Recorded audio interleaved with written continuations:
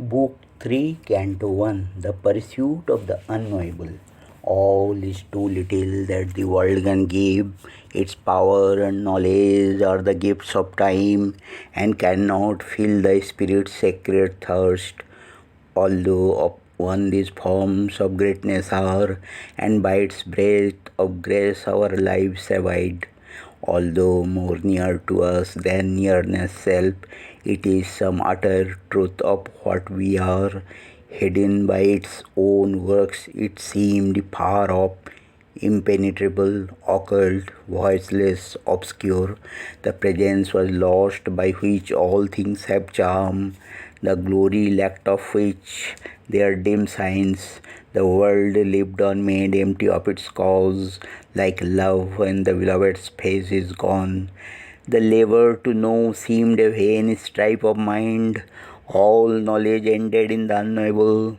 The effort to rule seemed a vain pride of will, a trivial achievement scorned by time. All power retired into the omnipotent.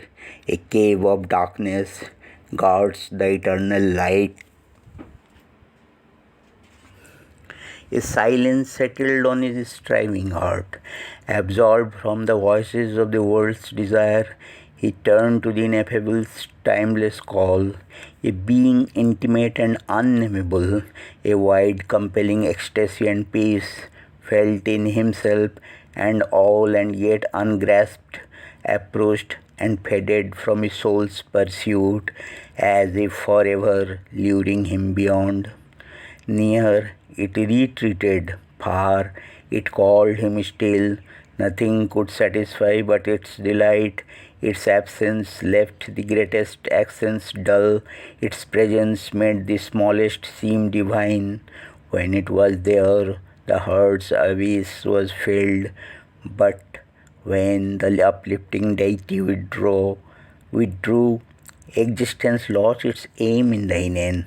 The order of the immemorial plains, the godlike fullness of the instruments were turned to props for an impermanent scene. But who that mightiness was he knew not yet. Impalpable, yet filling all that is, it made and blotted out a million worlds, and took and lost 1,000 shapes and names. It wore the guise of an indiscernible vast, or was a subtle kernel in the soul, a distant greatness left it hues and dim, a mystic closeness set it sweetly in.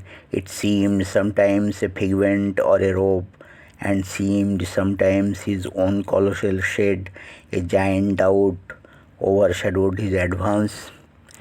Across a neutral all-supporting void, whose blankness nursed his lone immortal spirit, allured towards some recondite supreme, headed, coached by enigmatic powers, aspiring and half sinking and upborne, invincibly he ascended without pause, always a signless, vague immensity, brooded without approach, beyond response, condemning finite things to nothingness, fronting him with the incommensurable.